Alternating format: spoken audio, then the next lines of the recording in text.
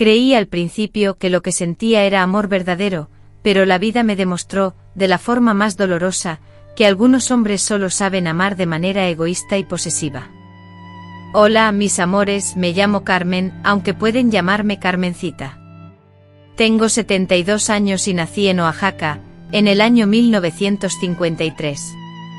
Hoy, quiero compartir con ustedes una historia que he guardado en lo más profundo de mi corazón durante más de 4 décadas, una historia que ni siquiera mis nietos conocen por completo.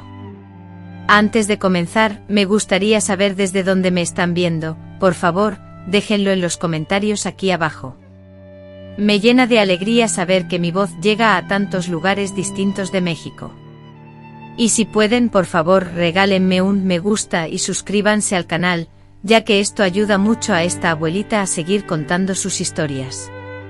Oaxaca en la década de los 70 era una ciudad muy distinta a la que conocemos hoy, calles empedradas, casas coloniales con grandes portones de madera y el delicioso aroma a mole que emanaba de las cocinas tradicionales. En aquella ciudad impregnada de costumbres ancestrales y donde todos se conocían, las jóvenes de familias como la mía debíamos acatar normas muy estrictas. Yo, Carmen, trabajaba como maestra de primaria en la escuela Benito Juárez, y amaba profundamente a mis alumnos y mi labor como educadora.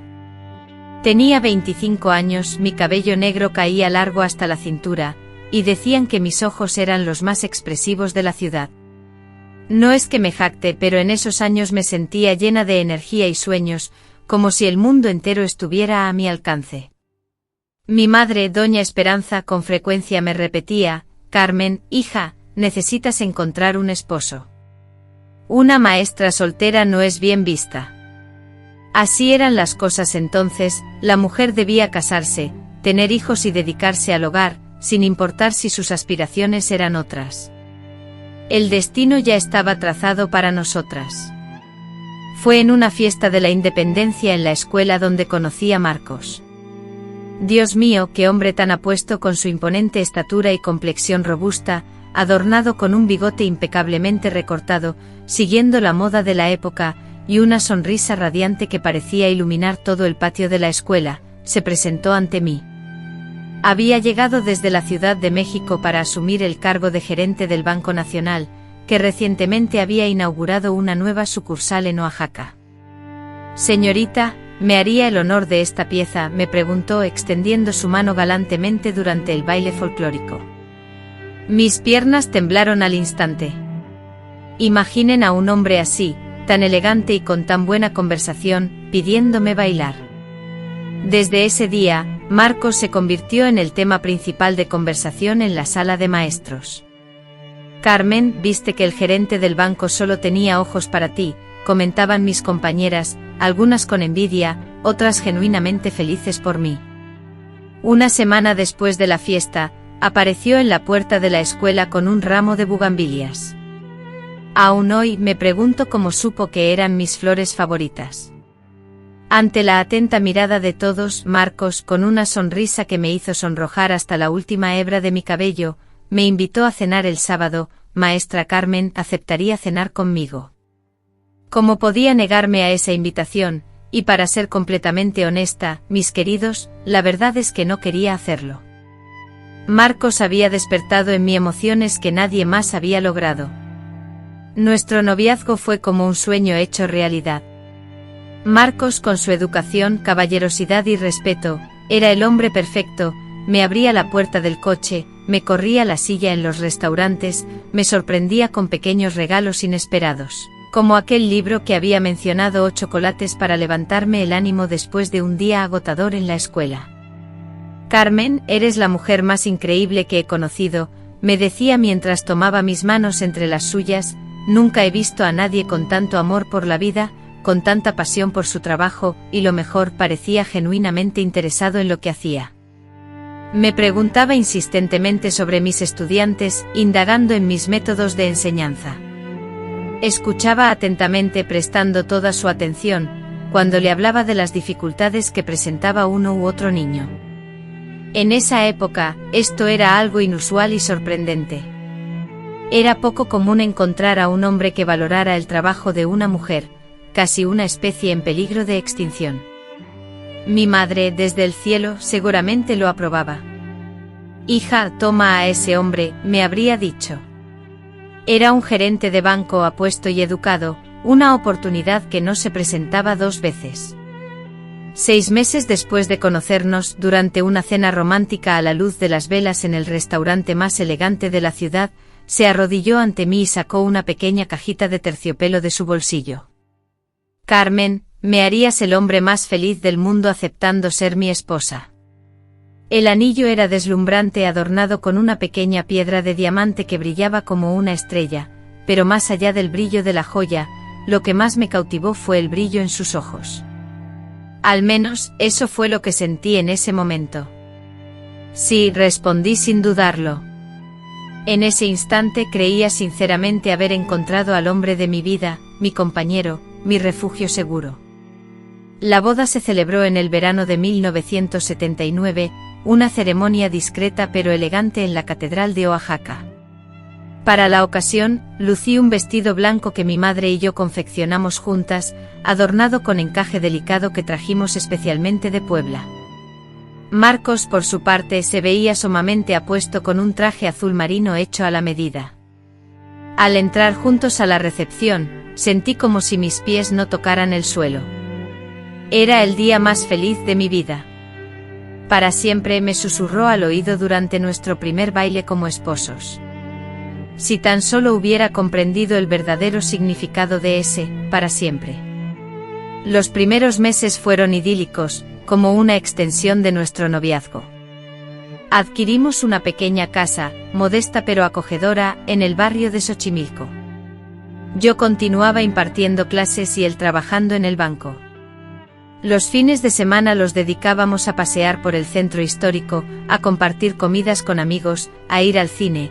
Éramos felices, o al menos yo lo era. Fue en nuestro primer aniversario de bodas cuando advertí la primera señal de cambio. Habíamos acordado cenar fuera de casa. En el mismo restaurante donde Marcos me pidió matrimonio, me esmeré en mi arreglo personal, me vestí con mi mejor vestido y me perfumé con la fragancia que él me había regalado. Estuve esperando pacientemente, pero Marcos no aparecía. La espera se prolongó hasta cerca de las 10 de la noche, cuando finalmente llegó con un fuerte olor a cerveza y el rostro visiblemente molesto. Disculpa, tuve una reunión urgente en el banco, me dijo con sequedad, evitando mi mirada. Tiempo después descubrí que esa reunión había sido en realidad una reunión informal en una cantina con sus compañeros de trabajo. Esa fue la primera de muchas mentiras que vendrían. Paulatinamente, casi sin darme cuenta, la dinámica de nuestra relación se transformó. El Marcos atento, cariñoso y siempre interesado en mis asuntos, dio paso a un hombre distante, irritable y crítico. ¿Realmente necesitas usar ese vestido? ¿No te queda un poco apretado?, solía comentar, sembrando dudas e inseguridades en mí sobre mi propia imagen corporal. Tu costumbre de charlar con cualquier persona daba la impresión de que les coqueteabas a los demás hombres, decía, incluso cuando solo intercambiaba unas pocas palabras con vecinos o amigos de la pareja. Mi trabajo, que antes él tanto apreciaba, se convirtió en motivo de constantes críticas. ¿Para qué sigues dando clases? El sueldo es mínimo y llegas a casa demasiado agotada para encargarte bien del hogar. A pesar de todo, resistía, amaba a mis alumnos, amaba enseñar. Era lo único que me hacía sentir que aún era yo misma, la Carmen que existía antes de ser la esposa de Marcos. En 1982 quedé embarazada de nuestro primer y único hijo, Rafael. Creí que un bebé podría acercarnos de nuevo, traer de vuelta al Marcos del principio.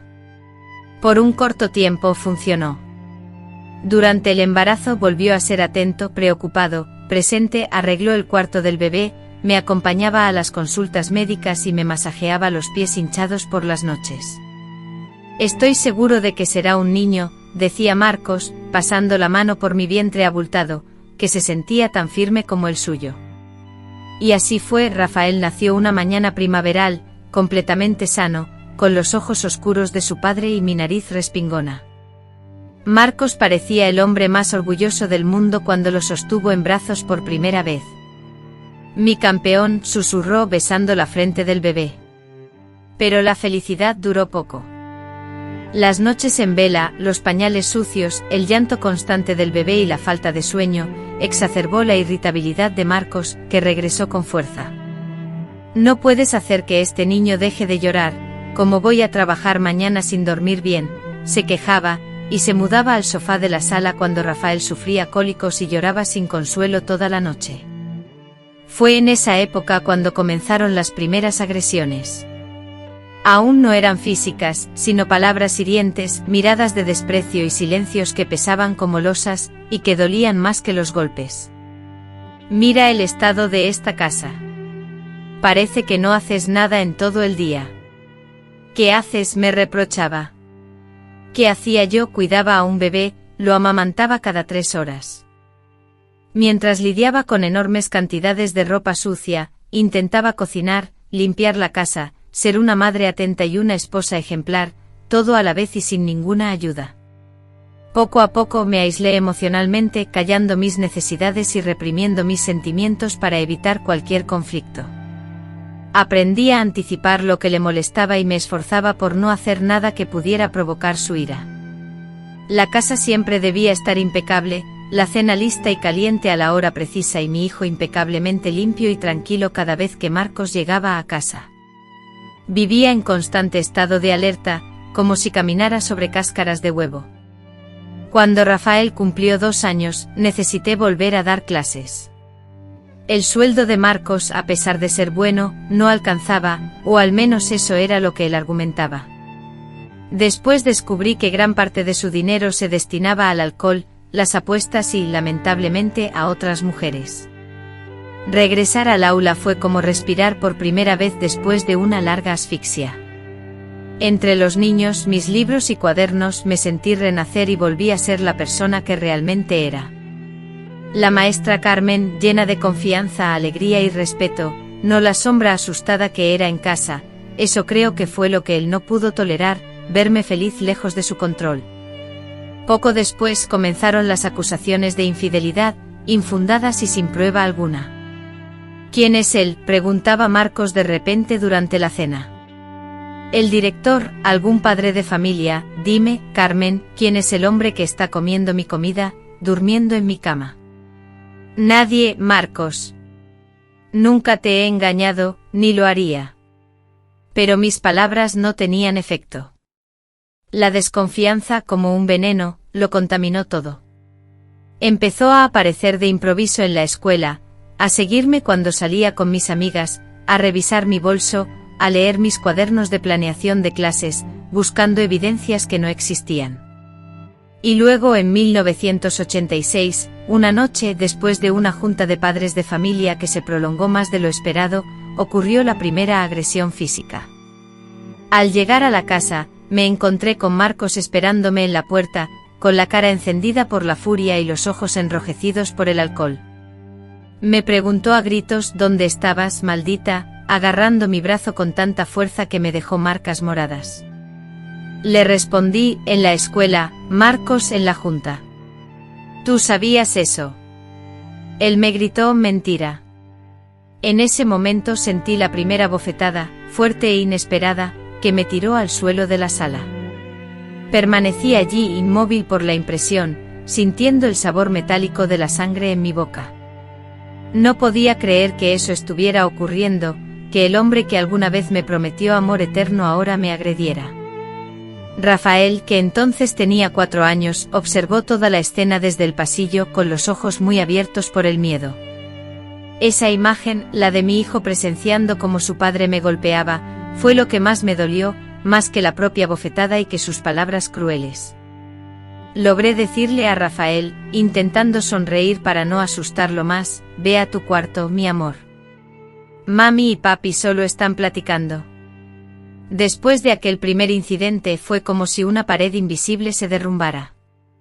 Las simples bofetadas iniciales mutaron en empujones cada vez más violentos. Los empujones se transformaron en puñetazos que dejaban moretones. Luego los puñetazos dieron paso a patadas que dolían en el cuerpo y en el alma. Cada agresión era seguida por un torrente de arrepentimiento, promesas y juramentos de cambio, pronunciados con vehemencia. «Perdóname, mi amor, no sé qué me pasó», me repetía al día siguiente trayendo flores, bombones y pequeños regalos para compensar el daño. «Nunca más volverá a ocurrir, te lo juro por mi vida». Y yo, sumida en la desesperación, creía o fingía creer, porque ¿qué otra opción tenía? Era la década de los 80, en una ciudad pequeña, y yo tenía un hijo pequeño al que debía criar. ¿A dónde huir? ¿Cómo sobrevivir económicamente? ¿Qué diría la gente? Intenté buscar ayuda, primero con mi madre. «El matrimonio es así, hija», me respondió como si soportar los golpes fuera una parte natural del rol de esposa. «Los hombres tienen el temperamento fuerte y una debe saber cómo manejarlos, cómo evitar provocarlos». Luego busqué el apoyo de una amiga de la escuela. «Ay, Carmen, ¿estás segura de lo que dices? Marcos parece tan buen padre, tan buen marido, ¿no estarás exagerando un poco?» Y finalmente, consumida por la desesperación, me decidí a buscar ayuda en la policía. El sargento Rodríguez, un conocido de Marcos, me atendió y con una voz cansada, me respondió que en los problemas conyugales no se involucraban, sugiriéndome que lo resolviera en casa. A partir de ese momento me fui alejando de todo y de todos, perdí amistades, la confianza en mí misma y finalmente, la alegría de vivir. Vivía en un estado de tensión constante, siempre a la expectativa de la próxima discusión, siempre buscando la manera de evitar lo inevitable. Fue solo cuando Rafael cumplió 12 años que reuní el coraje para actuar. No por mí misma, ya había aceptado que esa sería mi vida, sino por él, porque me percaté de que estaba criando a mi hijo en un ambiente perjudicial, enseñándole que el amor y la violencia podían coexistir, que era normal que un hombre golpeara a una mujer. Una noche, después de otra discusión marcada por gritos y agresiones físicas, esta vez porque la cena no era de su agrado, Rafael entró en mi habitación mientras yo, en medio de lágrimas, intentaba ocultar un moretón en mi ojo con maquillaje. Con una seriedad que ningún niño debería experimentar, me dijo: «Mamá, tenemos que irnos». Un día, sentí que mi padre iba a reaccionar violentamente contra mí, pero la verdadera bofetada fue darme cuenta, a través de mi hijo Rafael, que estaba inmersa en una relación que ponía en peligro mi vida, algo que yo no lograba ver. Esa misma semana, mientras mi esposo Marcos estaba fuera por un viaje de negocios, descubrí que se encontraba con su amante en Acapulco. Llené las maletas con nuestras pertenencias, tomé los ahorros que había estado guardando durante años en un compartimiento secreto de mi cajón de ropa interior, y escapé con Rafael a la casa de mi hermana en Guadalajara. El proceso de divorcio fue una batalla campal. Marcos utilizó todo su poder, sus contactos y su fortuna para difamarme, haciéndome parecer una mujer desequilibrada, una madre descuidada y una esposa ingrata. Sin embargo, yo tenía pruebas contundentes, fotografías de los moretones que él me había causado, testimonios de personas que presenciaron sus agresiones verbales, e incluso una grabación de uno de sus arrebatos de ira, que Rafael había grabado secretamente con una grabadora. Después de casi un año de lucha legal, finalmente obtuve el divorcio y la custodia de mi hijo. Yo, a pesar de que Marcos se quedó con la propiedad y la mayor parte de los bienes materiales, me aferré a lo que realmente importaba, mi libertad. Esa libertad, mis queridos, era invaluable. Así que, con esa libertad como único tesoro, reiniciamos nuestra vida en Guadalajara. Conseguí un empleo como maestra en una escuela pública, y alquilé un modesto pero confortable departamento para nosotros. Ahí hice nuevos amigos y en ese ambiente renovado, Rafael, liberado de la atmósfera opresiva, renació. Volvió a reír genuinamente, a jugar sin reservas, a ser el niño alegre que debía ser. Durante una década, solo mantuve contacto con Marcos en lo estrictamente necesario, lo indispensable para coordinar asuntos relacionados con Rafael. Por conocidos en común, supe de su segundo matrimonio y su posterior divorcio, que continuaba trabajando en el banco, que había sido ascendido y que seguía sumido en el alcoholismo. Con el tiempo, las heridas emocionales comenzaron a sanar. Las cicatrices permanecieron, algunas huellas imborrables quedaron grabadas en mi corazón, pero el dolor constante se apaciguó. Me sentí nuevamente hermosa, inteligente y capaz. Recuperé la fe en que merecía una vida plena y feliz. Finalmente, en el año 2001, con Rafael ya cursando la carrera de ingeniería en la Universidad de la Ciudad de México, decidí regresar a mis raíces, a Oaxaca, pues ese lugar, que antes me atormentaba, ya no era el escenario de mi pesadilla. En la ciudad donde nací, crecí y pasé momentos felices antes de conocer a Marcos, aún residían mis amigas de la infancia, mis primos y mis tías, y sentía una profunda nostalgia por el aroma característico de sus calles y el inconfundible acento de mi tierra. Decidí adquirir una humilde casita en el barrio de La Mercedín, donde me dediqué a cultivar rosales de vibrantes colores. Ya jubilada como maestra, continué impartiendo clases particulares a niños con dificultades de aprendizaje, conservando mi grupo de amigas, participando activamente en las actividades de la parroquia, y llevando una vida organizada y serena.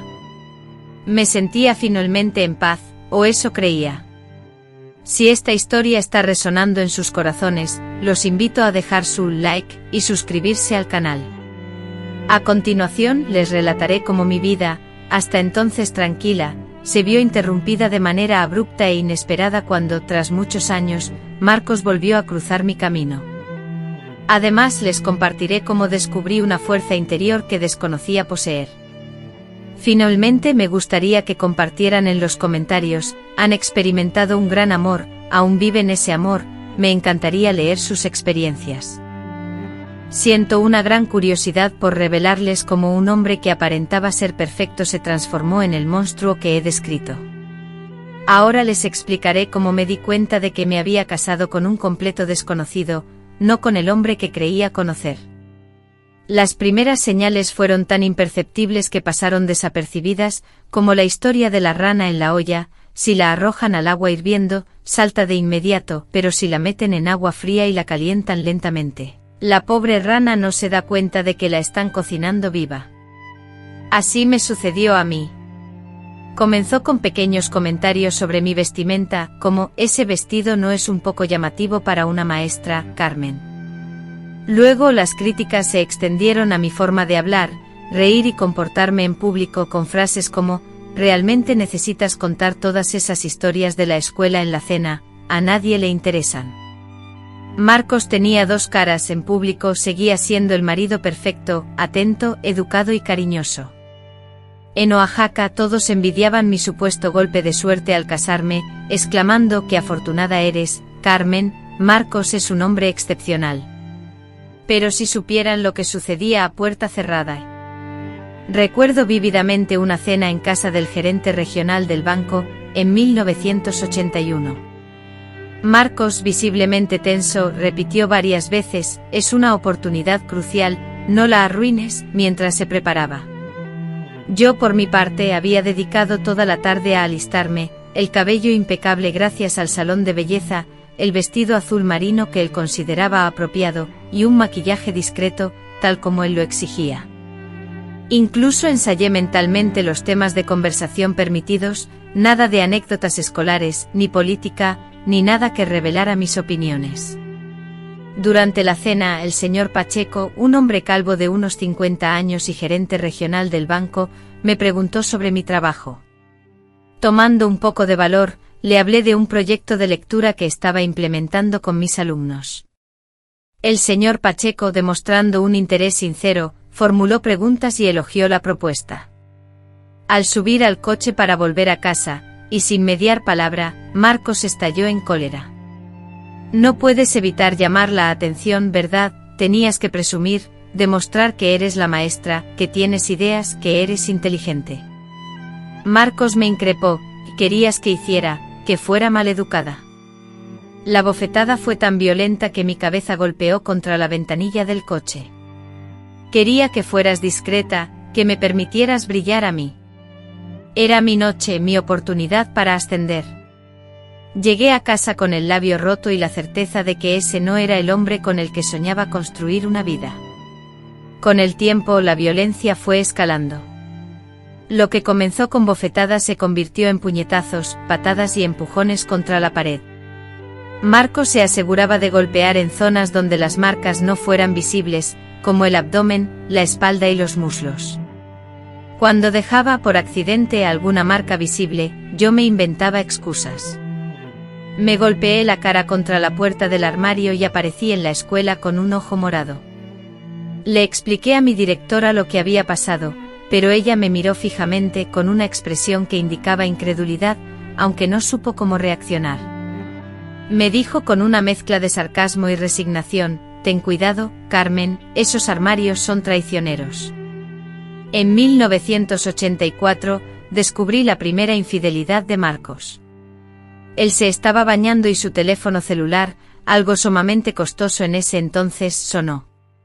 Sin pensar contesté y dije: «Hola, amor, ¿cómo estás? Tengo ganas de verte.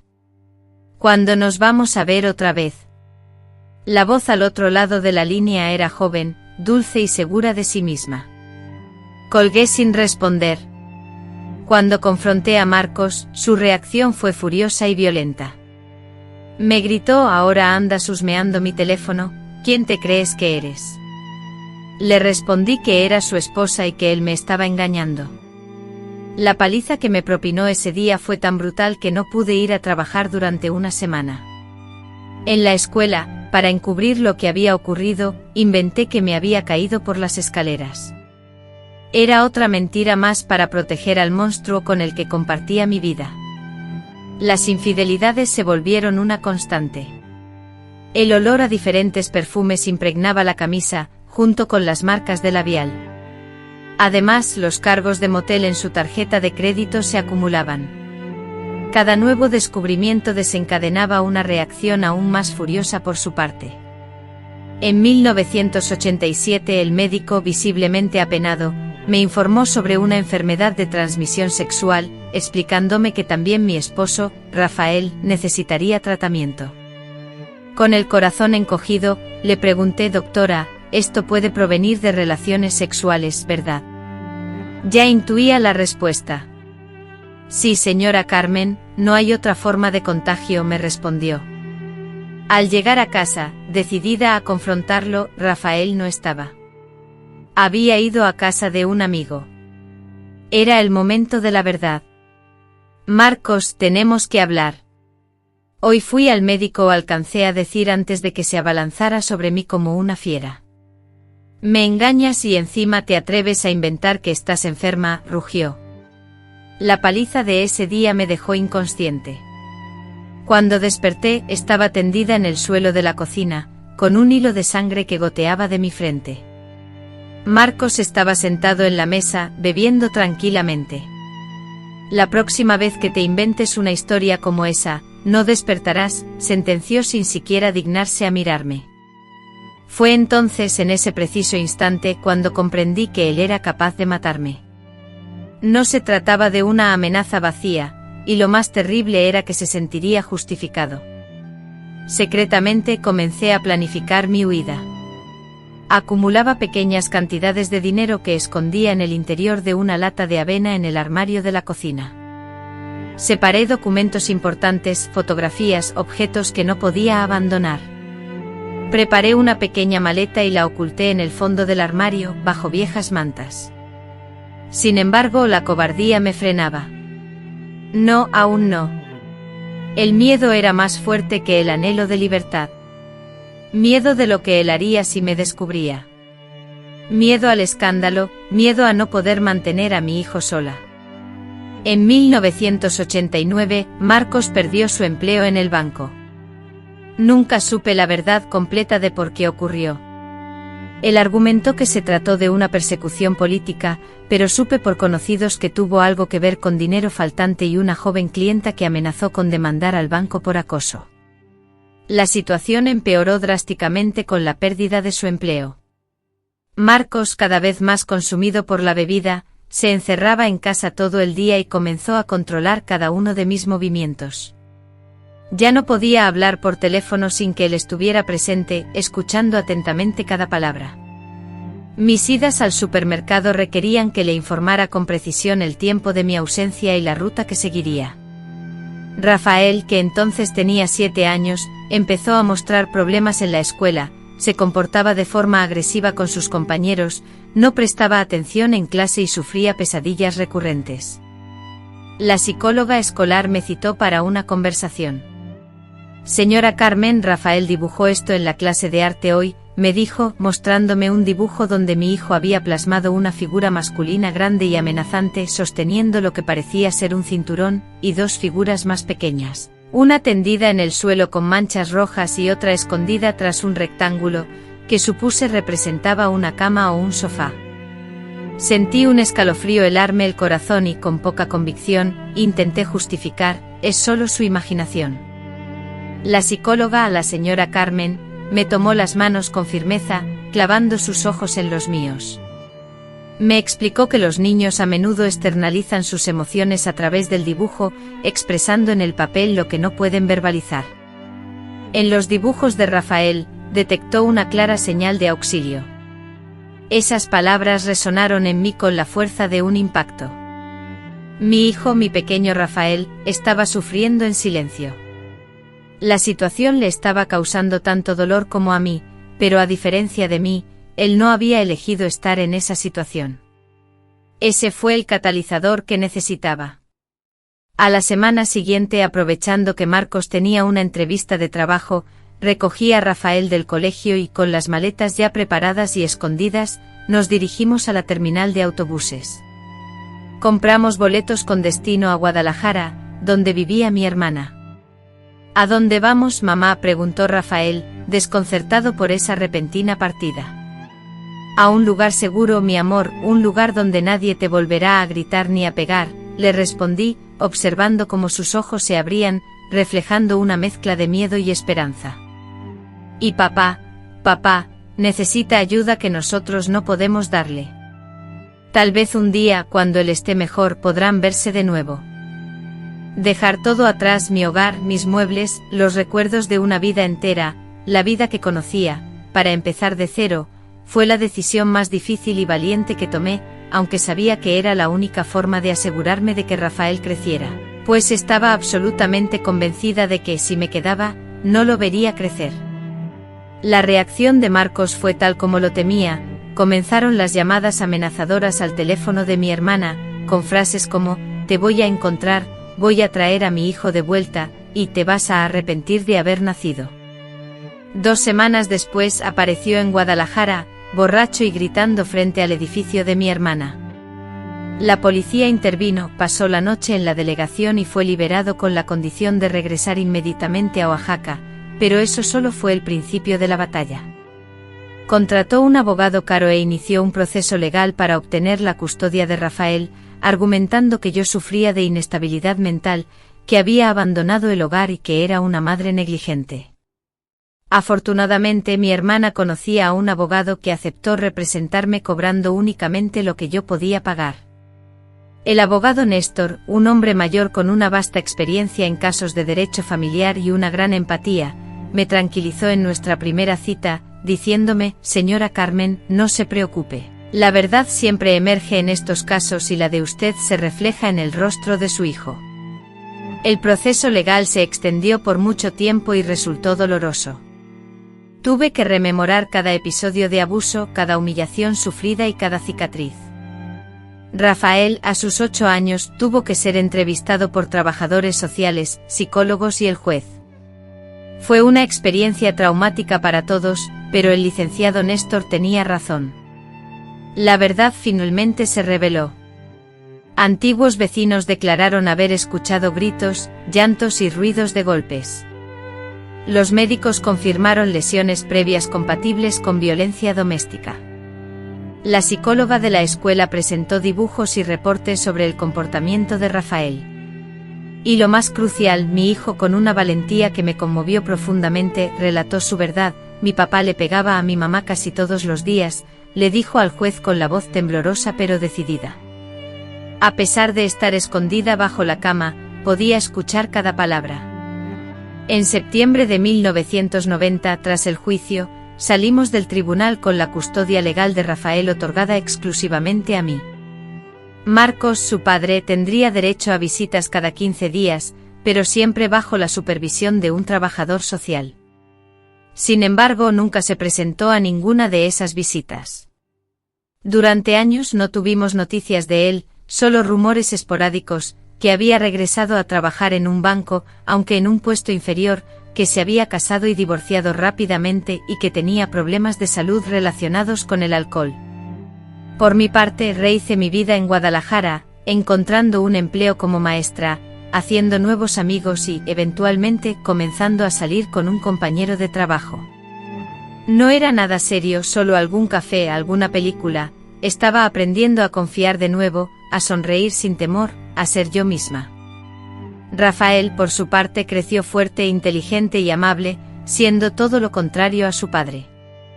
En las contadas ocasiones en que mencionábamos a Marcos, Rafael solía responder: «Mamá, él me enseñó algo valioso, el tipo de hombre que jamás quiero ser». En el año 2001, con Rafael ya cursando la carrera de ingeniería en la Universidad de la Ciudad de México, decidí que había llegado el momento de volver a mis orígenes. Oaxaca, que había sido el escenario de mi mayor sufrimiento, era también la tierra donde había crecido, donde guardaba gratos recuerdos de mi niñez y juventud. Adquirí una humilde casita en el barrio de La Merced, lejos de la casa donde compartí mi vida con Marcos, un espacio que ahora era exclusivamente mío, con un pequeño jardín donde cultivé rosas de todos los colores. Un lujo que no me había permitido durante el matrimonio, ya que él lo consideraba un gasto innecesario.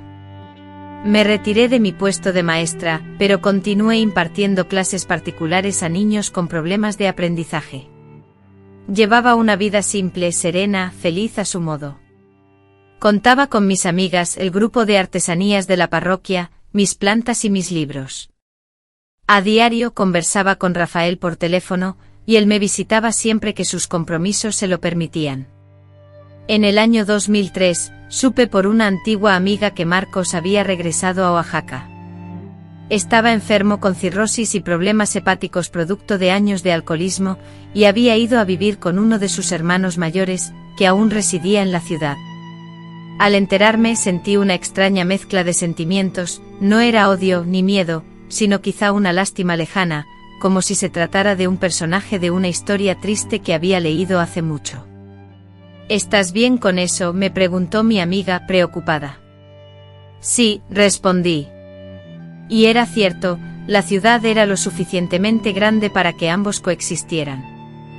Lo que ignoraba era que Oaxaca no sería tan vasta como para evitar que me cruzara con el hombre que había arruinado tantos años de mi vida.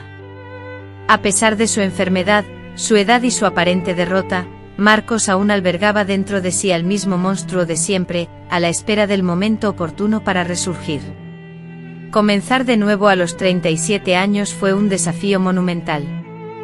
Llegaba con lo puesto, una maleta con lo esencial de mi guardarropa, unos cuantos ahorros que había logrado esconder de mi esposo y un hijo, Rafael, visiblemente afectado por lo vivido.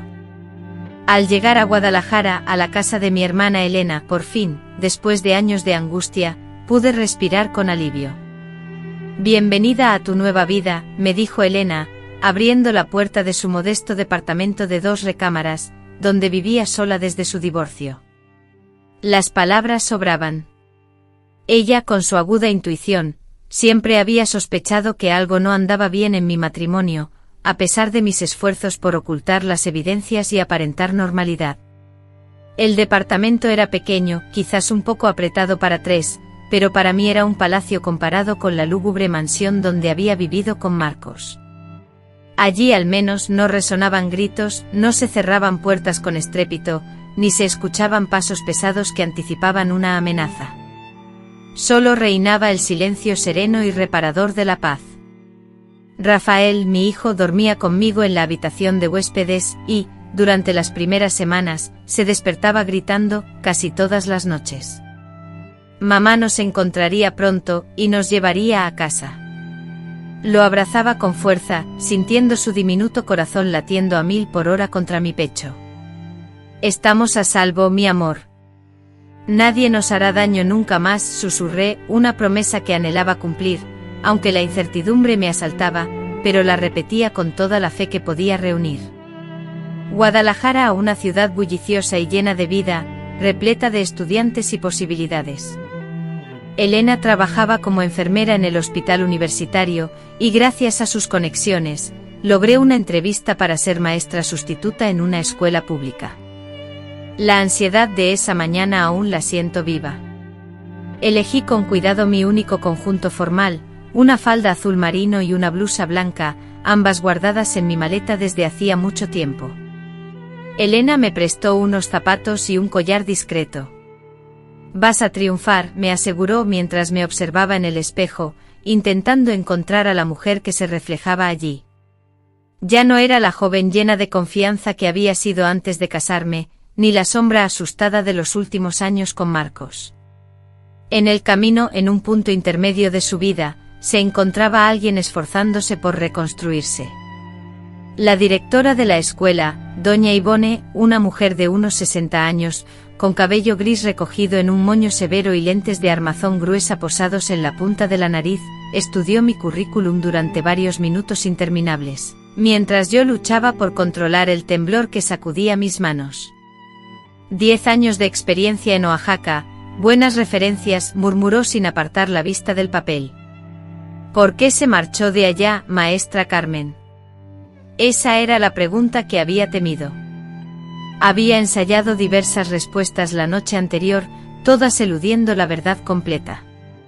Cuestiones familiares. Necesitaba un cambio.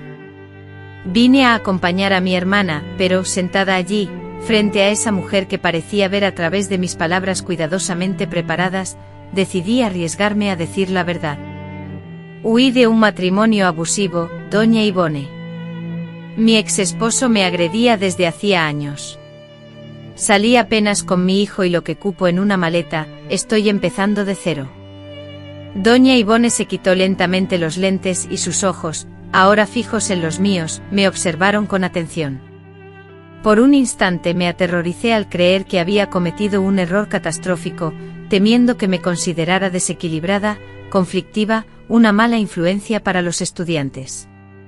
Hija mía, dijo finalmente con una voz inesperadamente suave que contrastaba con su aspecto severo. No estás comenzando de cero. Estás comenzando con 10 años de experiencia, con tu coraje, con tu capacidad de proteger a tu hijo. Eso vale más que cualquier título universitario. A la semana siguiente ya estaba trabajando, asignada a un grupo de 4º grado, 30 niños curiosos y bulliciosos que rápidamente se transformaron en mi refugio seguro. Dentro del aula, yo era la maestra Carmen, eficiente, imaginativa y valorada. Allí, por algunas horas diarias, podía olvidar que era una mujer que huía de su propio pasado. El salario no era elevado, pero con la ayuda de Elena para cubrir los gastos, lográbamos subsistir. En 3 meses, habíamos ahorrado lo suficiente para alquilar un pequeño apartamento cerca de la escuela. La nueva casa consistía en un dormitorio sencillo, una sala de estar diminuta y una cocina tan estrecha que a duras penas cabían 2 personas, pero era nuestro refugio. Era un espacio seguro, solo nuestro, y la primera noche allí fue mágica. Preparamos un improvisado picnic en el suelo de la sala, ya que aún no teníamos mesa, disfrutando de tortas y bebiendo refresco directamente de la botella, algo que Marcos, el padre, nunca hubiera permitido. «Estamos en una aventura, ¿verdad, mamá?», preguntó Rafael, mi hijo, con los ojos llenos de una alegría que no había visto en mucho tiempo. «Sí, mi amor, la aventura más grande de nuestras vidas», respondí, aunque la alegría se mezclaba con la amargura del pasado. El proceso de divorcio fue una dura batalla. Marcos, mi exesposo, había utilizado todos los recursos a su disposición para intentar destruirme. Contrató a uno de los abogados más prestigiosos y costosos de Oaxaca. Presentó acusaciones infundadas sobre mi estabilidad mental, mi capacidad como madre y mi moral. Gritaba en los pasillos del juzgado durante las audiencias, acusándome de haber abandonado el hogar sin motivo y de haber huido con mi hijo, asegurando que tenía un amante en Guadalajara. Mi abogado, el experimentado licenciado Néstor, un hombre mayor con una larga trayectoria en casos de familia, me instaba a mantener la calma. Me decía que permitiera que Carmen revelara su verdadera naturaleza, que la verdad siempre sale a la luz, y así fue. En una audiencia especialmente difícil, mientras Marcos lanzaba acusaciones cada vez más descabelladas y ofensivas, el juez intervino, pidiendo silencio y dirigiéndose directamente a él. Señor Marcos, usted está exhibiendo exactamente el comportamiento que su exesposa describe en sus testimonios: agresividad, falta de control emocional y una clara tendencia a la intimidación. Está simplificando enormemente el trabajo de este juzgado. Fue una pequeña victoria, pero crucial, que me dio el ánimo necesario para seguir adelante. Rafael, mi hijo de tan solo 8 años, tuvo que someterse a evaluaciones con psicólogos, trabajadores sociales y el propio juez. Fue un proceso desgarrador verlo hablar sobre las terribles situaciones que había presenciado, pero a la vez me sentí muy orgulloso de su valentía. Recuerdo claramente cuando, en una sesión con la psicóloga del juzgado, dijo con voz pequeña pero firme: mi papá le pegaba a mi mamá. Con frecuencia observaba sangre en su cuerpo. Ella insistía en que se había caído, pero yo, con el corazón destrozado, sabía que esa era una mentira. En septiembre de 1990, tras casi un año de lucha legal extenuante, el juez finalmente falló a mi favor, otorgándome la custodia definitiva de nuestro hijo. Marcos, el padre, tendría derecho a visitas cada 15 días, pero estas serían supervisadas por una trabajadora social. No quiero verlo, exclamó Rafael, mi hijo, con una voz llena de temor cuando le informé sobre las visitas. Tengo miedo. Le respondí abrazándolo con ternura: no tienes que tener miedo, mi amor. Siempre habrá alguien con ustedes. Y si esto te causa mucho sufrimiento, podemos pedirle al juez que revise la situación. Sin embargo, esa revisión nunca fue necesaria. Marcos, inexplicablemente, nunca se presentó a ninguna de las visitas programadas. Parecía que una vez que ya no podía controlarme a mí, había perdido todo interés en su propio hijo. Los años que siguieron fueron un proceso de reconstrucción lento, a veces doloroso, pero siempre constante. De ser maestra suplente ascendí a maestra de base. Nos mudamos a un departamento más amplio y en un barrio más seguro. Además, logré comprar un coche usado, una libertad que nunca había experimentado durante mi matrimonio, ya que Marcos, con su control asfixiante, me había prohibido manejar. Era muy peligroso para las mujeres, solía repetir. Sin embargo, en realidad, esa advertencia era una estrategia más para mantenerme atada a él, aislada de todo. Rafael, por su parte, se adaptó sin problemas a su nueva escuela y a sus amigos. Empezó a practicar karate, una actividad que le sirvió mucho para liberar la rabia y el miedo que aún sentía en su interior. Gradualmente las pesadillas disminuyeron, y su expresión temerosa comenzó a ser reemplazada por una sonrisa más habitual. Yo también inicié un proceso de sanación. Empecé terapia, un servicio costoso que pagaba con esfuerzo, pero que resultó fundamental para mi recuperación. Poco a poco fui comprendiendo los mecanismos del abuso, cómo había caído en esa trampa, y cómo podría evitar repetir esa situación. La culpa nunca fue tuya, Carmen, me recordaba una y otra vez mi terapeuta, la doctora Beatriz, cada vez que yo empezaba a dudar. Los abusadores son expertos en la manipulación, en hacer que la víctima se sienta culpable.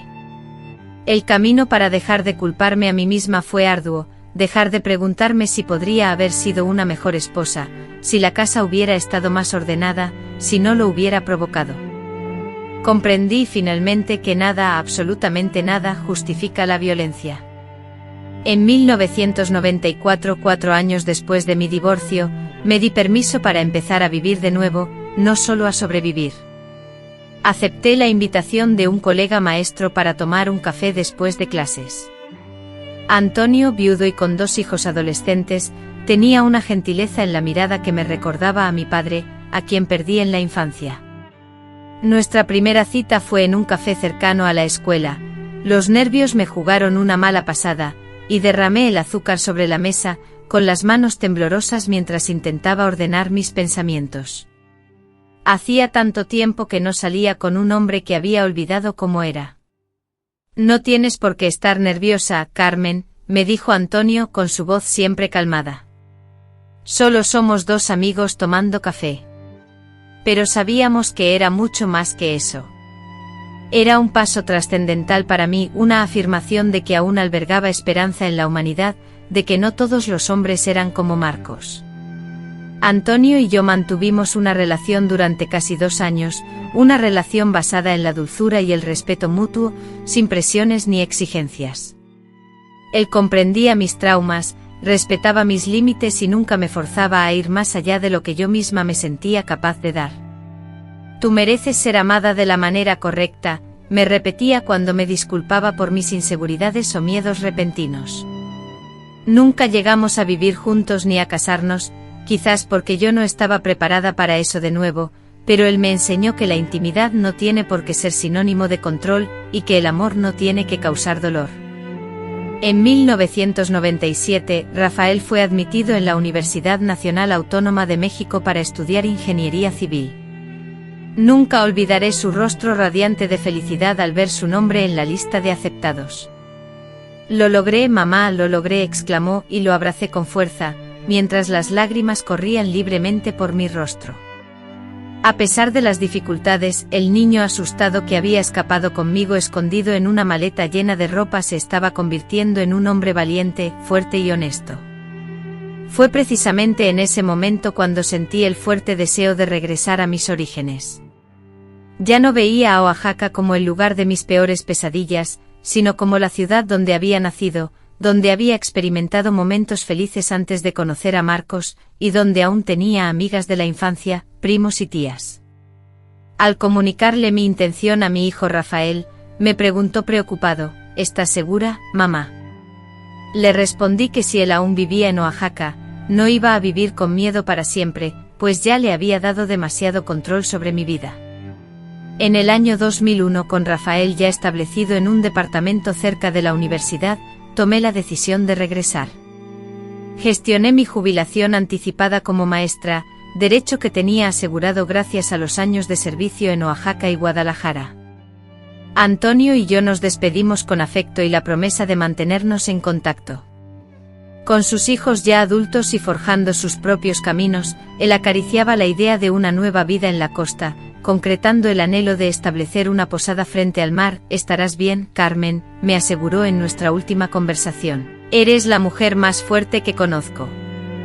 Regresé a Oaxaca en una radiante jornada primaveral del año 2001, y al instante de bajar del autobús, el inconfundible aroma de la ciudad, una mezcla de incienso de copal y las especias provenientes del mercado, me envolvió.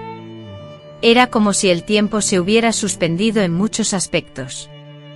Con mis modestos ahorros y el dinero obtenido por la venta de mi coche, adquirí una humilde vivienda en el barrio de La Merced, alejada de la zona donde compartí mi vida con Marcos, un lugar donde podría comenzar verdaderamente una nueva etapa. La casa requería algunas reparaciones, pero tenía un soleado patio donde empecé a cultivar mi jardín, un sueño largamente postergado durante mi matrimonio. Rosas, girasoles, lavanda y hierbas aromáticas para infusiones florecían allí, convirtiéndolo en mi pequeño paraíso personal. Comencé a ofrecer clases particulares para complementar mis ingresos de jubilación, ayudando a niños con dificultades de aprendizaje y a adolescentes que necesitaban refuerzo para preparar los exámenes de admisión a la universidad. Este trabajo me mantenía activa, conectada con el mundo y me hacía sentir útil. Retomé lazos con viejas amistades y formé nuevas. Me uní a un grupo de artesanías en la parroquia del barrio y empecé a asistir a un coro para personas de la tercera edad, aunque a mis 48 años aún no me sentía parte de ese grupo.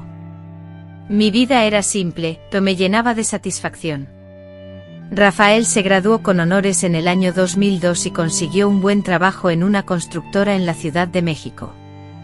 Me visitaba con regularidad, siempre preocupado por mi bienestar y seguridad. Marcos nunca más te buscó y el miedo del pasado, aún presente en sus ojos, era evidente. No, hijo, y aunque lo hiciera, ya no soy aquella mujer asustada. He aprendido a defenderme. Era verdad. Además de seguir asistiendo a terapia, aunque con menos frecuencia, había completado un curso de defensa personal en Guadalajara. Para aumentar mi seguridad, había mandado instalar cerraduras de alta seguridad en todas las puertas y ventanas de mi casa. Siempre llevaba conmigo un spray de pimienta, tanto en mi bolso como en la mesita de noche junto a la cama. Aunque no vivía aterrorizada, tampoco me consideraba una persona inocente. Era consciente de que los agresores, por lo general, no se rinden fácilmente y no suelen desistir de sus intentos con sus víctimas. Las estadísticas indicaban que el periodo más peligroso para una mujer, tras haber logrado escapar de una relación abusiva, era precisamente el momento posterior a la separación. Al perder el control que antes ejercía sobre la víctima, el agresor solía recurrir a acciones cada vez más desesperadas y violentas. Ya había evitado esa situación una vez, cuando me refugié en Guadalajara, pero ahora, de vuelta en Oaxaca, era consciente de que debía estar alerta. En el año 2003, gracias a un encuentro casual en el mercado con una antigua compañera de escuela, me enteré de que Marcos había regresado a Oaxaca. Padecía cirrosis hepática y otras dolencias, y había llegado para quedarse con su hermano mayor, quien aún residía en la ciudad. La noticia sobre su estado de salud no me impactó tan fuertemente como había anticipado. En lugar de miedo o ira, sentí una indiferencia extraña, como si la información se refiriera a un desconocido, no al hombre que había arruinado tantos años de mi vida. Mi amiga, genuinamente preocupada, me preguntó: ¿estás bien con eso? Sinceramente le respondí: sí, lo estoy. Esta ciudad es lo suficientemente grande para que convivamos sin encontrarnos. Esa misma noche, llamé a Rafael para darle la noticia, intentando sonar despreocupada para no preocuparlo. Él de inmediato manifestó su disgusto: mamá, no me gusta eso. Luego sugirió: ¿que no vienes a la Ciudad de México? Podemos buscar un departamento cerca del mío. Le contesté: hijo, no voy a permitir que me expulse de mi ciudad otra vez. Ya huí una vez, y no voy a hacerlo de nuevo. Prometí a Rafael que tomaría precauciones adicionales, estaría atenta a cualquier comportamiento sospechoso y evitaría caminar sola de noche. Aquello era suficiente para tranquilizarme, pero no para impedir lo inevitable. Durante meses, no supe nada de Marcos. De vez en cuando escuchaba rumores sobre él, que su salud empeoraba, que casi no salía de la casa de su hermano, que bebía a pesar de las advertencias médicas, pero nunca lo vi. Nunca nos cruzamos en las calles de la ciudad. Comencé a relajarme, a bajar la guardia. Quizás ni siquiera sabía que yo había regresado. Tal vez ya no le importaba. Tal vez estaba demasiado ocupado lidiando con su propia enfermedad para preocuparse por los fantasmas del pasado. Estaba equivocada, terriblemente equivocada. Una noche de junio de 2004, mientras corregía los trabajos de mis alumnos particulares, escuché un ruido extraño proveniente del fondo de la casa. Pensé que se trataría de algún gato en el patio. Había empezado a alimentar a un gato callejero que aparecía con frecuencia. Mim, grité abriendo la puerta de la cocina que daba al patio. ¿Eres tú, gatito? La oscuridad me recibió. El patio, un remanso de calma, solo se veía interrumpido por el susurro delicado de las hojas de rosales meciéndose con la brisa.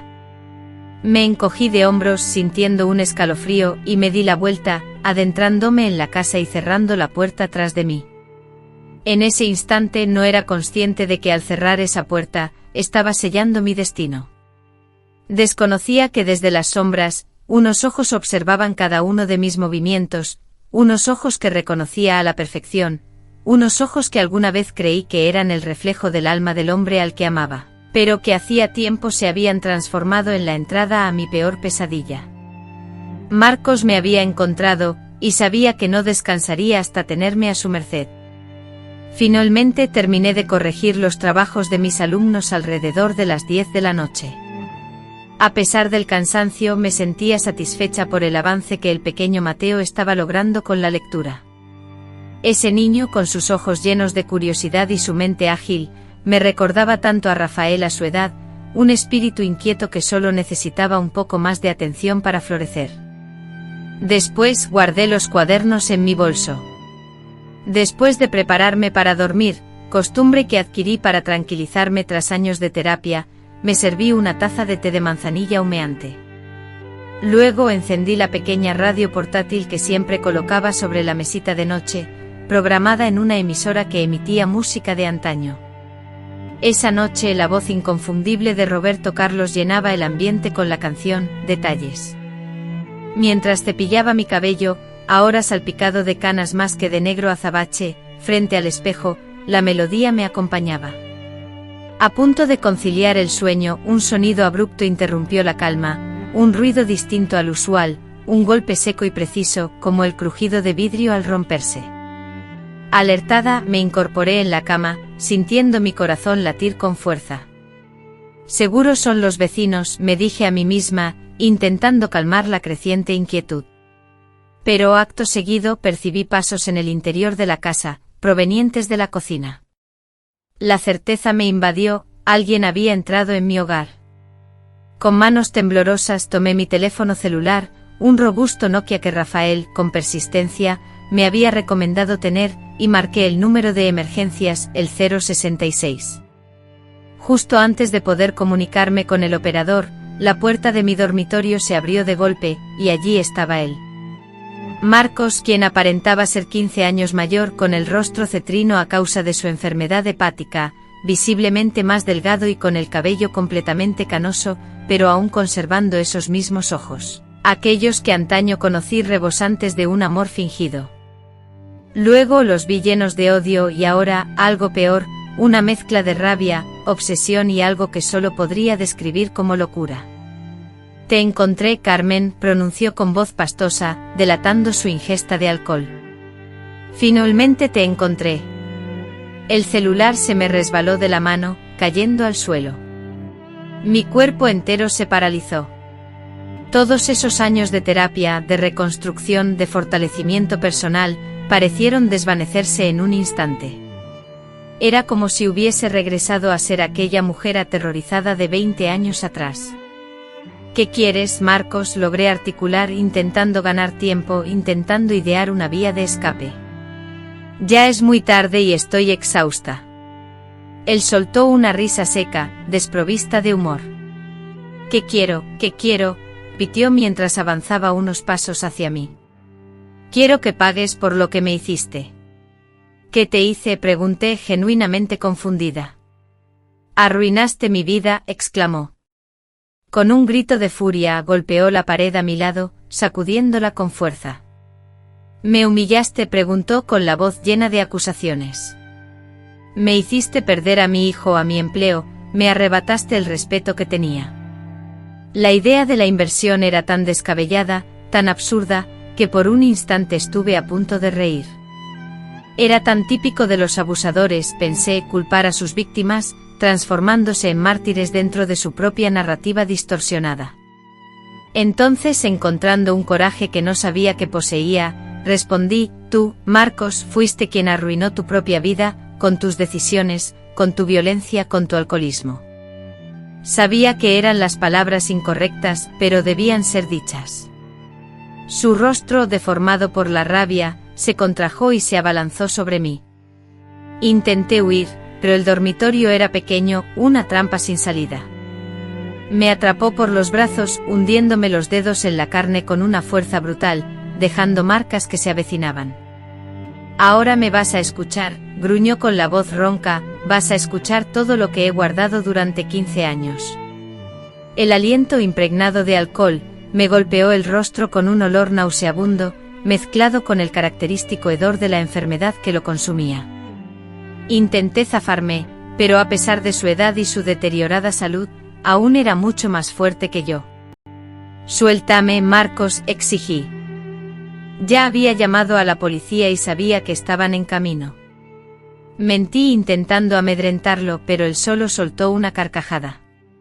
¿La policía, de verdad crees que te van a ayudar?, inquirió con desdén. Nunca aprendes, ¿verdad? Con un movimiento abrupto me lanzó con fuerza sobre la cama. Caí de espaldas, sintiendo como el aire se escapaba de mis pulmones por el impacto. Antes de que pudiera recuperar el aliento, él ya estaba encima de mí, una mano aferrándose con fuerza a mi cuello, mientras la otra desgarraba mi camisón. «Te voy a dar una lección que no vas a olvidar jamás», gruñó, su rostro tan cerca del mío que sentí las gotas de saliva salpicando mi piel. En ese instante algo se quebró dentro de mí, no era miedo, sino una furia inmensa. Rabia por todo el daño que me había infligido. Rabia por los años de mi vida que me había robado. Rabia porque aún creía tener derecho a tocarme, a lastimarme. «No», grité, reuniendo toda la fuerza que me quedaba. «Nunca más». Logré levantar la rodilla con todas mis fuerzas, impactándolo directamente entre las piernas. Él soltó un gemido de dolor, aflojando la presión en mi cuello. Logré rodar fuera de la cama, intentando escapar. Sin embargo, reaccionó con una velocidad que me sorprendió. En cuanto me moví hacia la puerta, sentí su mano aferrándose a mi tobillo, tirando de mí con fuerza y brutalidad.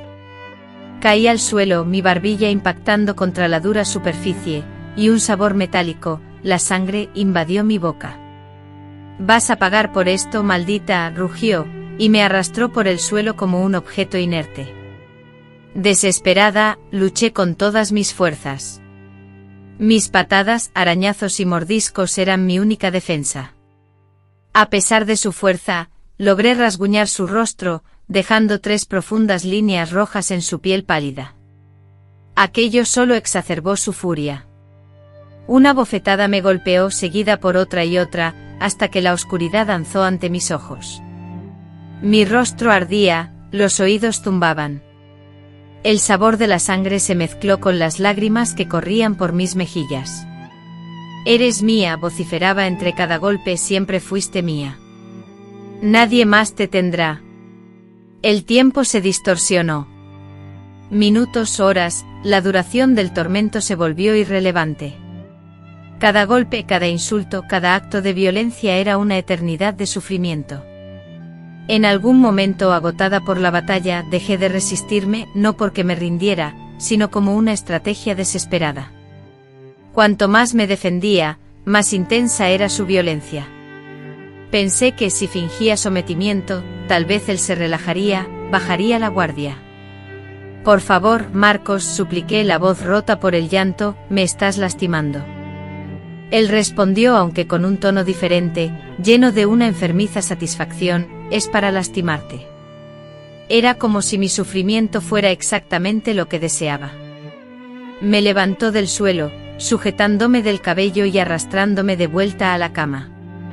Estaba medio consciente por el dolor, pero mi mente trabajaba frenéticamente. Sabía lo que vendría después, sabía que permitirlo significaría retroceder 20 años, perder todo lo que había reconstruido con tanto esfuerzo. «Vamos a ver si aún sirves para algo», dijo mientras comenzaba a desabrocharse el cinturón. Fue en ese preciso instante que vislumbré una oportunidad. Sobre la mesita de noche al alcance de mi mano, se encontraba la pesada lámpara de cerámica que había comprado en una artesanía de la parroquia. Aprovechando su distracción, absorto en su cinturón, extendí la mano rápidamente y tomé la lámpara que estaba sobre la mesa. Sin dudarlo un instante, reuní toda la fuerza que pude y la estrellé contra su cabeza. El impacto fue tan brutal que la lámpara se hizo añicos, con fragmentos de cerámica volando por toda la habitación. Marcos se tambaleó hacia atrás, aturdido, con sangre que corría por su frente, proveniente de una herida. Por un instante creí haber triunfado, que caería y yo podría escapar, pero reaccionó demasiado rápido. Con un rugido salvaje se abalanzó sobre mí una vez más. Esta vez, no tenía nada a mi alcance que pudiera usar como arma. Intenté rodar para alejarme, pero él me agarró del brazo, retorciéndolo hacia atrás con una fuerza implacable, tanto que sentí un chasquido en el hombro. El dolor fue intenso, desgarrador, arrancando un grito de lo más profundo de mi ser. Era como si todo mi brazo estuviera en llamas. Me había dislocado el hombro. Con una voz gutural y amenazante, Marcos exclamó: «Ahora sí vas a aprender quién manda», y con brusquedad me volteó, aprisionándome boca abajo sobre la cama. Con una fuerza brutal, hundió mi rostro contra la almohada, impidiéndome respirar con normalidad. El terror se apoderó de mí, la certeza de la muerte inminente me heló la sangre.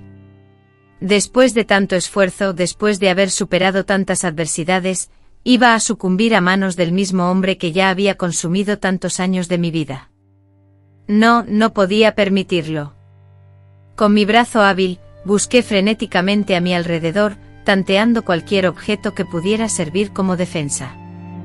Mis dedos rozaron algo frío y metálico, las tijeras que utilizaba para cortar papel, olvidadas en la mesita de noche tras preparar material para un estudiante. Tomé las tijeras con firmeza, ocultándolas en la palma de mi mano. Necesitaba un instante, tan solo un fugaz momento de distracción. Este llegó cuando el teléfono de la sala comenzó a sonar, con un timbre estridente que rompió el silencio y obligó a Marcos a aflojar la presión sobre mi cuello, girando la cabeza en dirección al ruido. Ese breve respiro fue suficiente. Con un giro repentino, lancé mi cuerpo y hundí las tijeras en su pecho con toda la fuerza que mis músculos pudieron reunir. La expresión de sorpresa en sus ojos, un reflejo de incredulidad, es una imagen que permanecerá grabada en mi memoria para siempre. No era dolor lo que veía, al menos no todavía, era pura y absoluta sorpresa, la sorpresa de que yo, su víctima durante tantos años, me hubiera atrevido a defenderme. Se tambaleó hacia atrás, la mirada fija en las tijeras, ahora clavadas hasta el mango entre sus costillas, mientras la sangre comenzaba a empapar su camisa. «Maldita», murmuró con voz débil, sus piernas cediendo bajo el peso de su cuerpo. Primero cayó de rodillas, y luego se desplomó de lado sobre el piso de la habitación. La sangre se extendió rápidamente, formando un charco oscuro y amenazante contra la madera. Durante unos segundos interminables, permanecí paralizada, incapaz de procesar lo que acababa de ocurrir. Entonces el instinto de supervivencia se apoderó de mí. Ignorando el dolor punzante en mi brazo dislocado, me arrastré fuera de la cama, recogí el teléfono celular que había caído al suelo y volví a marcar el 066. «Emergencias», respondió una voz femenina al otro lado de la línea. Con la voz temblorosa e incontrolable balbuceé que necesitaba ayuda. Mi exesposo había entrado a la fuerza en mi casa y me había atacado. Yo lo había apuñalado. Había mucha sangre. Con la voz entrecortada por los sollozos dicté mi dirección y la operadora me aseguró que la policía y una ambulancia estaban en camino. Me rogó que no colgara, que me quedara en la línea. Miré a Marcos tendido en el suelo. Sus ojos abiertos y fijos en mí habían perdido su brillo de odio, ahora parecían vacíos. Su respiración era superficial y entrecortada.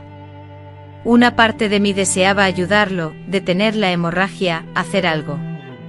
A pesar de todo, era el padre de mi hijo con quien había compartido una vida, aunque estuviera llena de dolor.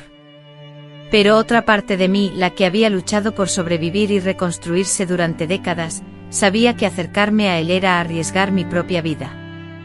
Aún herido, a punto de morir, seguía siendo peligroso.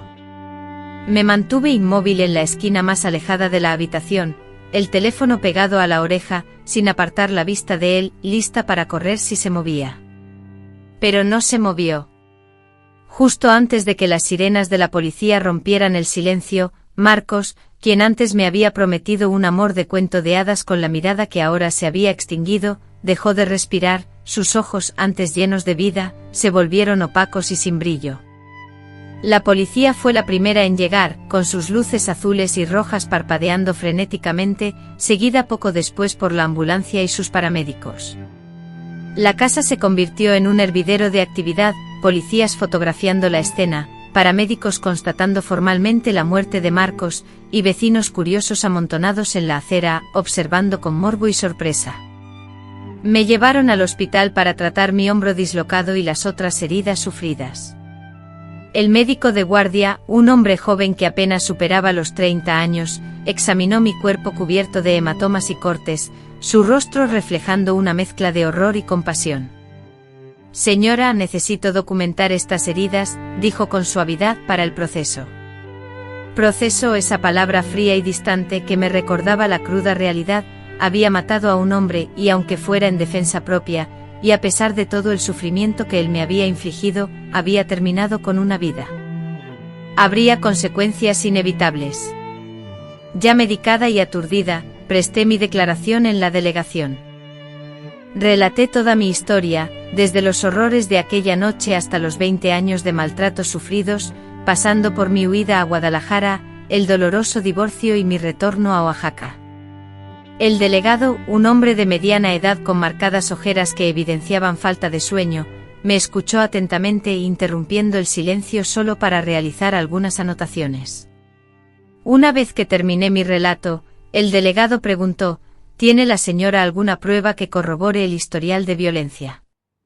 Agotada, pero con la firmeza de quien busca justicia, respondí: dispongo de los documentos del divorcio, los informes médicos de la época, la declaración de mi hijo, y testimonios de personas que residen tanto en Guadalajara como en Oaxaca. Y además tengo esto, señalé mi cuerpo marcado nuevamente por las heridas infligidas por el hombre que alguna vez prometió amarme. Fui puesta en libertad a la mañana siguiente, tras pagar la fianza correspondiente. El caso se investigaría y se programaría un juicio, aunque el delegado insinuó que todo apuntaba a legítima defensa. Al salir de la delegación, encontré a Rafael esperándome. Había conducido toda la noche desde la Ciudad de México tras recibir la llamada de la policía. «Mamá», exclamó al divisarme, apresurándose a abrazarme con delicadeza, atenta a mis heridas. «Dios mío, mira lo que te hicieron», susurró consternada. Correspondiendo el abrazo con mi brazo ileso, las lágrimas, retenidas por la conmoción, finalmente fluyeron libremente. «Ya pasó todo, hijo, ya pasó», me consoló. Pero no había pasado, no realmente. Había quitado la vida a un hombre, al padre de mi hijo. Aunque lo hice en defensa propia, aunque él provocó su destino, algo en mi interior se había transformado irrevocablemente aquella noche. Los días siguientes se desdibujaron entre declaraciones, exámenes médicos y citas con abogados. Rafael insistió en que me mudara con él a Ciudad de México, al menos hasta el juicio. «No puedo quedarme aquí, hijo», asentí, observando la casa que alguna vez fue mi santuario, ahora mancillada por un recuerdo horrendo. «Pero tampoco puedo permanecer en Ciudad de México indefinidamente. Necesito enfrentar esto, resolverlo». La investigación se extendió por 3 meses, durante los cuales se recabaron testimonios de todos los que conocían nuestra historia. Ante la policía relató que muchos conocidos, incluyendo vecinos de Oaxaca, colegas de Guadalajara y médicos que lo habían tratado por años, así como el hermano con el que compartía casa, habían ido a testificar. Para su sorpresa, el hermano de Marcos declaró a su favor. Continuó explicando que Marcos nunca superó el divorcio y que su consumo de alcohol iba en aumento, hablando constantemente de vengarse de su exmujer.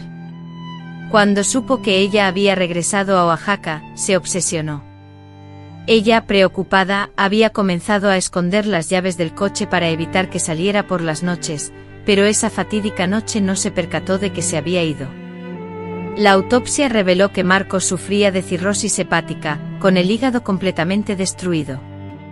El médico legista, en su testimonio, afirmó que incluso sin la herida de las tijeras, probablemente no habría vivido más de unos meses, concluyendo, de cierta forma: «Señora, usted solo aceleró lo inevitable».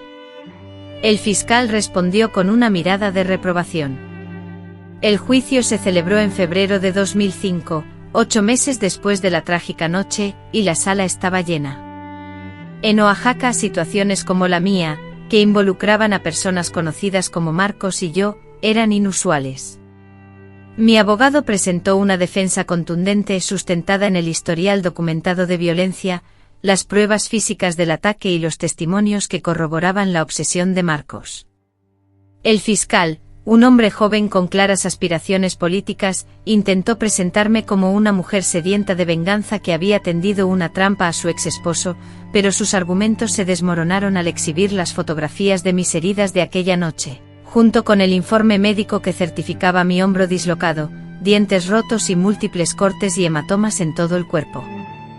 Tras 3 días de juicio, el juez emitió su veredicto, reconociendo que actué en legítima defensa, al temer por mi vida después de ser brutalmente agredida en mi hogar, y que todas las pruebas demostraban que no existía otra alternativa para salvaguardar mi integridad física. Declaro a la acusada inocente de todos los cargos, y un murmullo de alivio y sorpresa se extendió por la sala del tribunal. Observé a Rafael sentado en la primera fila, con el rostro bañado en lágrimas mientras aplaudía silenciosamente a Elena, mi hermana, quien había hecho el largo viaje desde Guadalajara solo para estar a mi lado. También vi a algunas de mis antiguas alumnas, ya adultas, que habían venido a mostrar su apoyo a la maestra Carmen, mi colega y amiga. Legalmente era libre, la justicia me había absuelto, pero emocionalmente era consciente de que aún me esperaba un largo y difícil camino. Retomé mis sesiones de terapia, y ahora, además del trauma del abuso, debía lidiar con la culpa que sentía por haberle quitado la vida a mi agresor, aunque fuera en defensa propia. Mi terapeuta, una señora de la Ciudad de México con una vasta experiencia en casos de trauma severo, me ayudó a comprender que las emociones que experimentaba eran completamente normales. Eres una persona buena, Carmen, me repetía, y las personas buenas sienten remordimiento, incluso cuando no han hecho nada malo. Eso es lo que las diferencia de personas como tu exmarido. Finalmente decidí vender la casa en Oaxaca. Jamás podría volver a dormir tranquila en aquella recámara. Adquirí un modesto departamento en la Ciudad de México, ubicado en las cercanías de Rafael. Retomé mis actividades docentes, esta vez impartiendo clases a adultos en un programa de alfabetización. Paulatinamente experimenté una mejoría en mi estado emocional, aunque no una curación completa. Algunas cicatrices resultaban demasiado profundas para sanar por completo, pero la recuperación fue suficiente para volver a sonreír, para disfrutar de los pequeños placeres de la vida y para recuperar la esperanza en un futuro promisorio. En 2007, Rafael contrajo matrimonio con Julia, una ingeniera ambiental a quien conoció en su ámbito laboral. Ella poseía todas las cualidades que anhelaba para mi hijo: inteligencia, amabilidad y fortaleza, y lo más importante, mantenían una relación saludable basada en el respeto mutuo. Ella me impulsa a ser una mejor persona, mamá, me confesó Rafael en la víspera de su boda, como tú siempre deseaste que fuera. Al año siguiente nació mi primera nieta, Clara. La experiencia de tenerla en mis brazos por primera vez fue comparable a un renacimiento. Esa niña, un ser diminuto y perfecto con un futuro prometedor, representaba además la ruptura del ciclo de violencia y abuso en nuestra familia, un símbolo de que nuestra historia no estaría marcada por el sufrimiento. Tiene tus ojos, mamá, dijo Rafael al contemplar a nuestra nieta, una niña con ojos que parecían mirar hacia el futuro, mientras yo la mecía en mis brazos. En los años siguientes me dediqué por completo a dos cosas: mi familia y ayudar a otras mujeres que, como yo, habían sufrido o estaban sufriendo situaciones de abuso. Comencé como voluntaria en un refugio para mujeres víctimas de violencia doméstica en la Ciudad de México, y más tarde, con la ayuda de Rafael y algunas amigas, fundamos una pequeña organización no gubernamental que ofrecía asistencia legal y psicológica gratuita. Transformaste tu dolor en propósito, me dijo una joven madre a la que ayudamos a salir de una relación abusiva. Eso me llena de esperanza. Esperanza.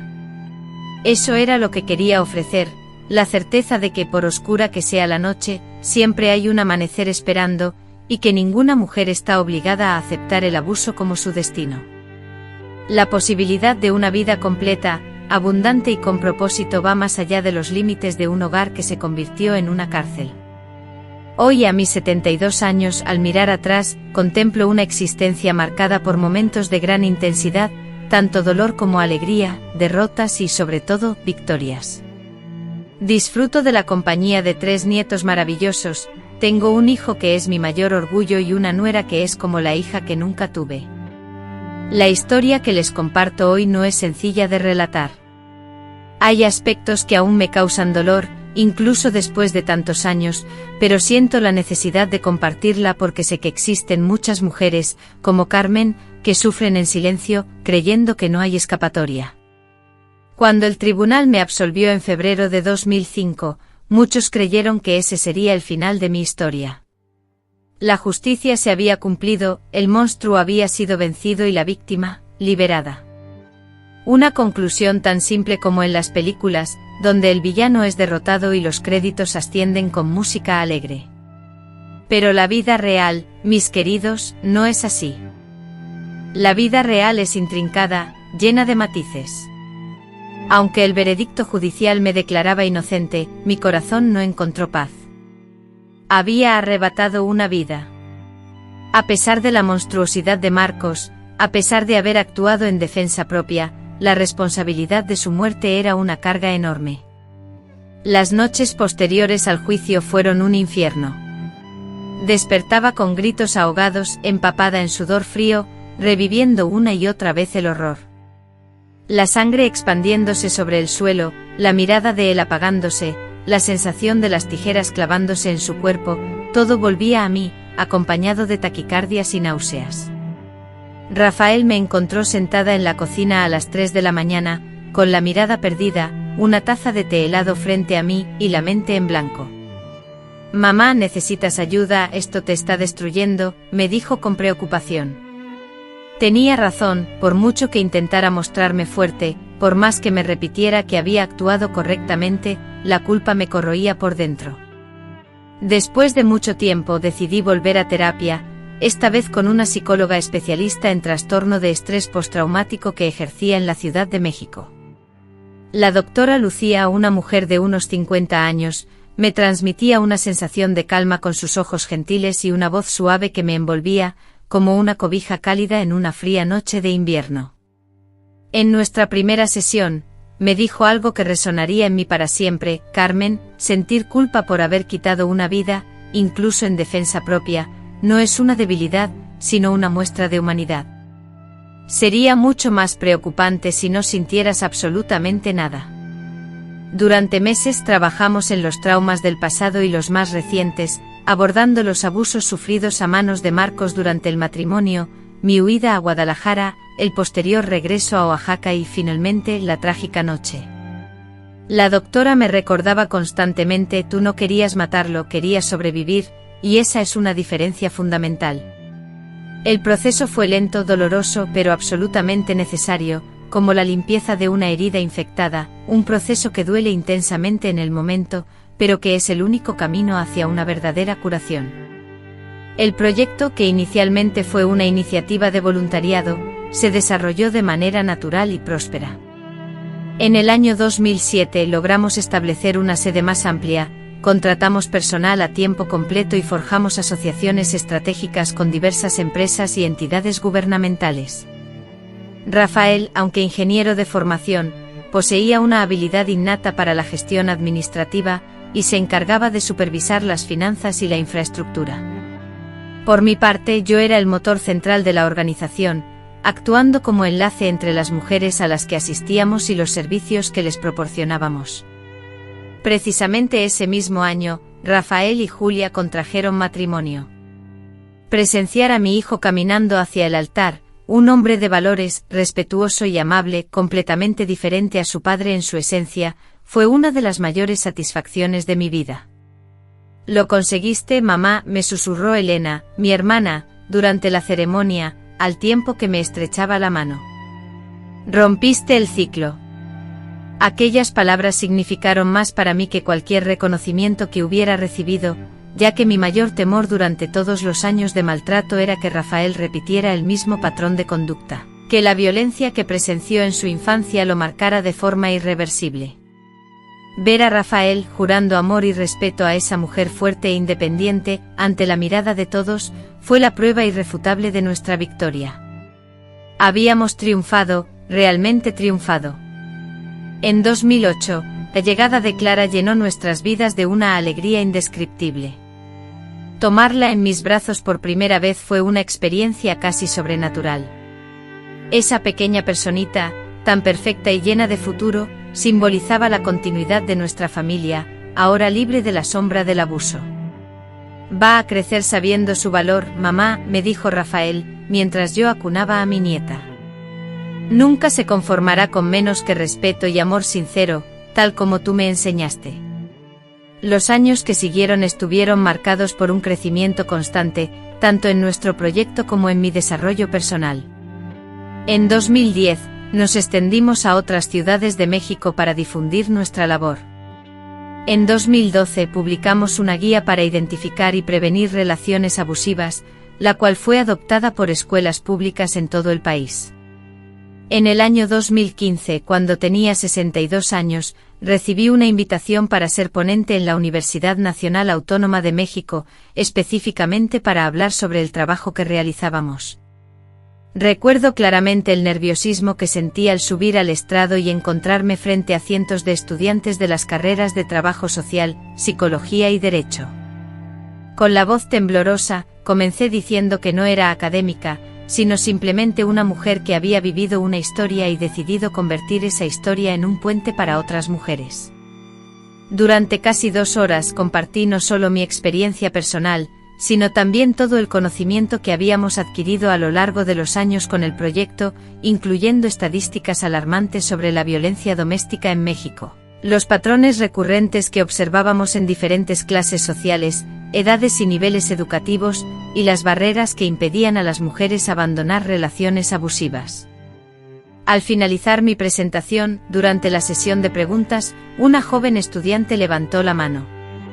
Señora Carmen, tras sobrevivir a tantas experiencias traumáticas, incluyendo el intento de asesinato por parte de su exmarido, ¿cómo logró superar el deseo de venganza y el odio? ¿De dónde sacó la fuerza para enfocarse en ayudar a otros en lugar de simplemente tratar de olvidar y seguir adelante con su vida? La pregunta, formulada de manera tan directa y personal, la tomó por sorpresa, pues nadie antes se la había planteado así. Reflexionó por un momento antes de contestar. El odio es como un veneno que se ingiere esperando que el otro sufra, pero solo te daña a ti. Se dio cuenta de que seguir odiando a Marcos, incluso después de su muerte, equivaldría a permitirle continuar dominando su vida, sus sentimientos y su futuro.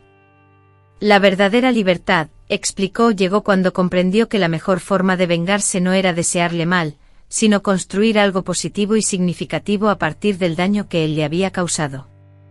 Esa respuesta, que surgió casi de forma instintiva, encapsulaba una verdad que ella misma solo había terminado de asimilar por completo en ese preciso instante. Su verdadera venganza contra Marcos, concluyó, no fueron las tijeras que clavó en su pecho en aquella noche terrible.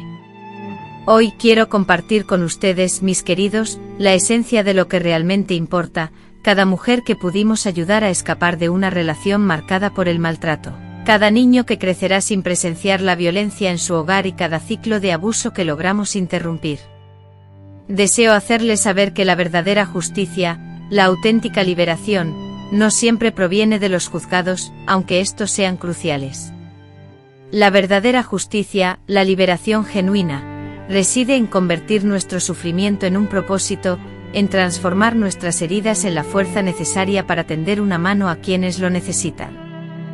A mis 72 años, miro atrás y veo una vida que, a pesar de los momentos dolorosos, ha valido la pena vivir. Tengo 3 nietos maravillosos: Clara, de 17 años, quien sigue los pasos de su padre en la ingeniería; Pedro, de 14, apasionado por la música y la literatura; y la pequeña Lucía, de 10, que sueña con ser una ayudadora de mujeres, como su abuela. El proyecto Nuevo Amanecer sigue expandiéndose, con sedes ahora en 5 estados de México, brindando apoyo a cientos de mujeres cada año. Rafael tomó el cargo de director general, implementando nuevas ideas y una estrategia clara, y yo sigo siendo una especie de asesora principal, o como me llama el equipo con cariño, el alma del proyecto. Marcos se fue hace casi 2 décadas, pero su legado no fue de destrucción, como él quería, sino de construcción, sanación y cambio. Esto no fue gracias a él, sino porque Rafael y yo decidimos juntos evitar que el mal tuviera la última palabra en nuestra historia. Si estás viendo este vídeo y te identificas con mi experiencia, quiero que sepas que no estás sola. Hay una salida. Existe una nueva vida, plena, rica y significativa, más allá de las barreras de tu hogar, que se ha convertido en una prisión. Y si conoces a alguien que pueda estar sufriendo abuso, no ignores la situación, ofrécele tu ayuda. A veces, lo que una mujer realmente necesita para encontrar la valentía de romper con algo es la certeza de que habrá alguien que la apoye cuando decida dar el primer paso. Mis queridos amigos, antes de despedirme en este vídeo, me gustaría hacerles una petición especial. Si esta historia ha conmovido sus corazones, por favor, dejen su me gusta y suscríbanse al canal. Cada suscripción nos ayuda a llegar a más personas, a más, Carmen, que quizás están viendo este vídeo en secreto, buscando la fuerza para transformar sus vidas. Gracias por escucharme hasta el final. Recuerden siempre que su historia no tiene por qué concluir en los capítulos de sufrimiento. Ustedes tienen el poder de crear un final distinto. Yo pude lograrlo. ¿Y ustedes?